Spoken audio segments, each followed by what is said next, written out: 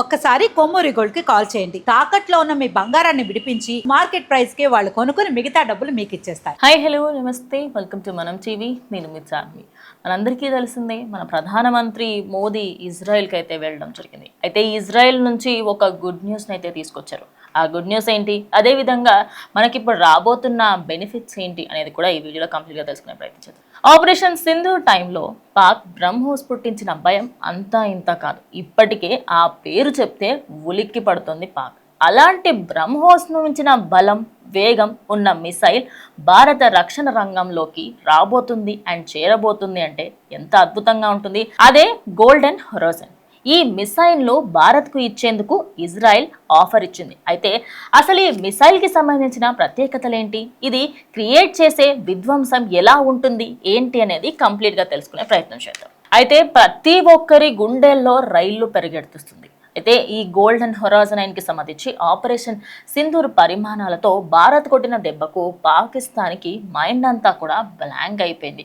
అయితే మన ఆయుధాల పవర్ ఏంటి, భారత్ యుద్ధానికి దిగితే ఏ విధంగా ఉంటుంది, ఏం జరుగుతుందని ప్రపంచానికి తెలిసేలా చేశాము ఆపరేషన్ సింధూర్తో.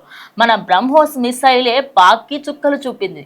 ఆ క్షిపణి పేరు చెప్తేనే ఇప్పటికీ పాక్ వాళ్ళ గుండెల్లో రైళ్లు పరిగెడతాయి.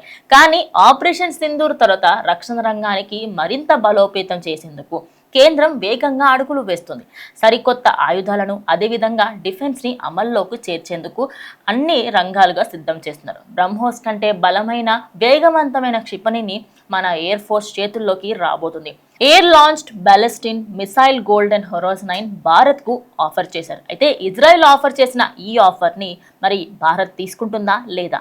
అయితే ఇది విధ్వంసానికి కేర్ ఆఫ్ అడ్రస్గా నిలిచే ఈ క్షిపణి భారత్ చేతికి వస్తే మాత్రం సరిహద్దుల్లో తోక ఆడించే ప్రతి కుక్కకి కూడా, మన శత్రు దేశాలకి, అదేవిధంగా ప్రతి ఒక్కరికి కూడా గుండెల్లో రైళ్లు పరిగెట్టడం ఖాయం. అయితే ఈ గోల్డెన్ క్షిపణికి సంబంధించి సాధారణంగా క్రూయల్ మిసైల్స్ కంటే కూడా పూర్తిగా భిన్నంగా ఉంటుంది. అయితే టెక్నాలజీ క్రియేట్ చేశారు. అదేవిధంగా దీంట్లో ఉన్న టెక్నాలజీ కంప్లీట్గా ఇన్ని రోజుల పాటు ఉన్న వాటికంటే కొంచెం డిఫరెంట్గా ఉంటుంది. దీనికి బ్రహ్మోస్ కంటే వేగం ఎక్కువ. ప్రైవేట్ జెట్ నుంచి ప్రయోగించే బ్యాలిస్టిక్ మిసైల్ ఇది. ప్రయోగించిన తర్వాత భారీ ఎత్తున చేరి అక్కడి నుంచి వేగంగా కిందికి దూసుకువచ్చి లక్ష్యానికి తాకుతుంది. అయితే అది కిందికి దూసుకువచ్చే క్రమంలోనే, అంటే అది వస్తుంది, అది పేలిపోయింది అనేది కూడా అసలు ఎవ్వరికీ అర్థం కాదనమాట. అంత దారుణంగా ఉంటుంది. వీటికి సంబంధించి కనీసం ట్రాక్ కూడా చేయలేరు. అంటే జస్ట్ ఇమాజిన్, అది పైన కలా వెళ్ళిపోయింది అండ్ ధమాల్మని కిందికి వచ్చి ఒక్కసారిగా ఎక్స్ప్లోడ్ అయిపోతుంది. అది ఎప్పుడు పైకి వెళ్ళింది అండ్ ఎప్పుడు కిందికి వచ్చింది, ఎప్పుడు ఎంత జరిగింది అనేది ఎవ్వరికీ అర్థం కాదు. అండ్ అడ్వాన్స్ టెక్నాలజీతోని అసలు దీన్ని ట్రాక్ చేయడం కూడా, అందుకోవడం అదేవిధంగా చాలా కష్టం. అయితే ఈ గోల్డెన్ హొరైజన్ మిసైల్కి సంబంధించి మనకంటే కూడా ఎక్కువగా కొంతమంది వేరే వేరే దేశాలలో కూడా ప్రయోగిస్తున్నారు. అయితే ఈ ప్రైవేట్ సోనిక్ స్పీడ్తో ప్రయోగించే ఈ సామర్థ్యం కలిగి ఉంటుంది. దీంట్లో సుమారు 1500 నుంచి 2000 కిలోమీటర్ల వరకు దాడి చేసే అవకాశం కూడా ఉంటుంది. బ్రహ్మోస్ లాంటి క్రూయల్ మిసైల్ కంటే కూడా వేగంగా లక్ష్యాన్ని చేరుకునే అవకాశం కూడా ఉంటుంది. ఈ మిసైల్ Su-30 MKI ప్రైవేట్ జెట్లపై ఆకాశంలో ఉంటుంది.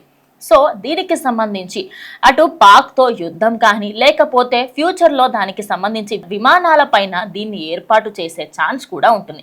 ఈ క్షిపణికి సంబంధించి వేగంగా ప్రయోగించవచ్చు. అదేవిధంగా మనం ముందుకు వెళ్ళేటప్పుడు కూడా శత్రువుల పైన తొందరగా దాడి చేయవచ్చు.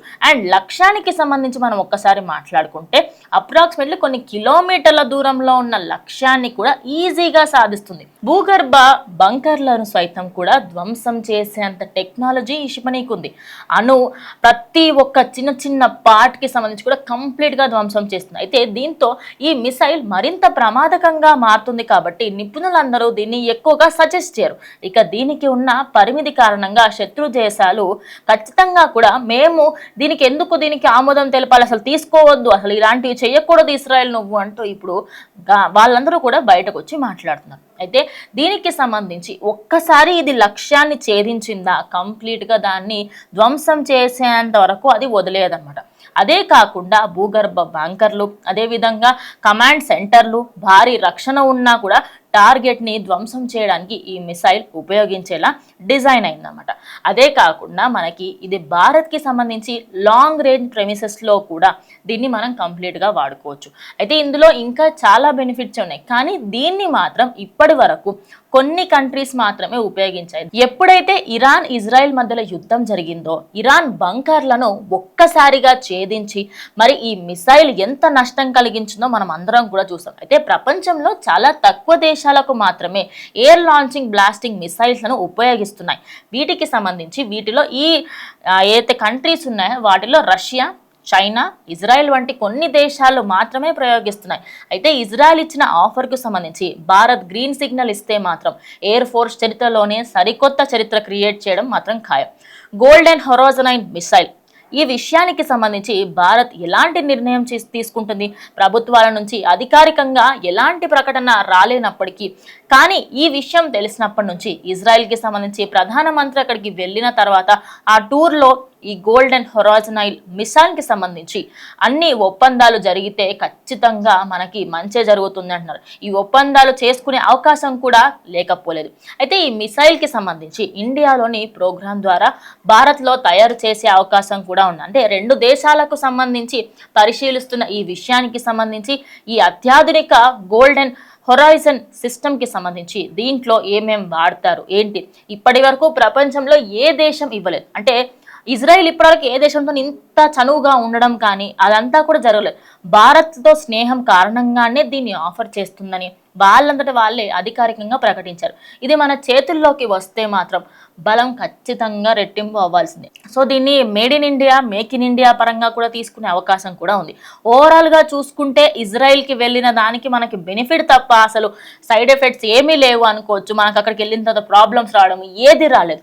కానీ మోదీ అక్కడ మీకు ఆ వీడియోస్ చూస్తే మాత్రం మోదీకి అందరూ కూడా సెల్యూట్ చేస్తున్న వీడియోస్, అదేవిధంగా అక్కడ నుంచి మనకు వచ్చిన ఈ క్షిపణి ఏదైతే ఉందో అది మన ఇన్ని రోజుల పాటు శ్రమించిన ప్రతి దానికి సంబంధించి రేపటి రోజు భారత్తోని యుద్ధం చేయాలి అంటే వణుకు పుట్టే విధంగా ప్రజెంట్ అయితే ఈ మన గోల్డెన్ క్షిపణికి సంబంధించి అయితే వస్తున్న వార్తలు వైరల్గా మారుతున్నాయి. సో ఖచ్చితంగా గ్రీన్ సిగ్నల్ ఇవ్వాలి, ఇటు భారత్ చరిత్రని ఖచ్చితంగా మార్చాలి అని కూడా చెప్తున్నారు. సో మీరేమనుకుంటున్నారు? ఖచ్చితంగా భారత్కి సంబంధించి ఈ మిసైల్ మనకు వస్తే ఎన్ని మార్పులు జరుగుతాయి అనుకుంటున్నారు? ఖచ్చితంగా కమెంట్ చేయండి.